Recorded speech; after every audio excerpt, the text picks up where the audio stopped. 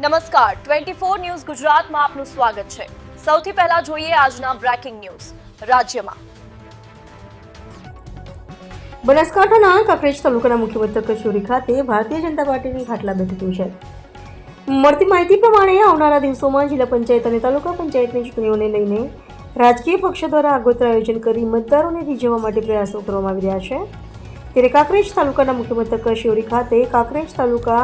ભાજપ પ્રમુખ નટુભાઈ પટેલને અધ્યક્ષસ્થાને ખાટલા બેઠક યોજાઈ હતી, જેમાં શિહોરી વેપારી મહામંડળ પ્રમુખ જયેશભાઈ ગોસ્વામી, બુથ પ્રમુખ અનુભા ડાબે, પૂર્વ કાંકરેજ તાલુકા ભાજપ સંગઠન મંત્રી અઠુભા ડાબી, પૂનમસિંહ ડાબી, વિપુલભાઈ જીવાભાઈ દેસાઈ, પિન્ટુભા ડાબી, પૂર્વ તાલુકા પંચાયત અધ્યક્ષ અંડુભા ડાબે, બ્રહ્મ સમાજના અગ્રણી ગોવિંદભાઈ મઘાભાઈ જોશી, શક્તિ કેન્દ્ર પ્રમુખ ચકુબા ડાબી, સક્રિય કાર્યકર અરવિંદસિંહ ડાબી, મુકેશભાઈ શાહ, તકુબા ડાબી, બુથ પ્રમુખ જોરુભા ડાબી સહિત મોટી સંખ્યામાં ભારતીય જનતા પાર્ટીના પદાધિકારીઓ અને કાર્યકર્તાઓ હાજર રહ્યા હતા,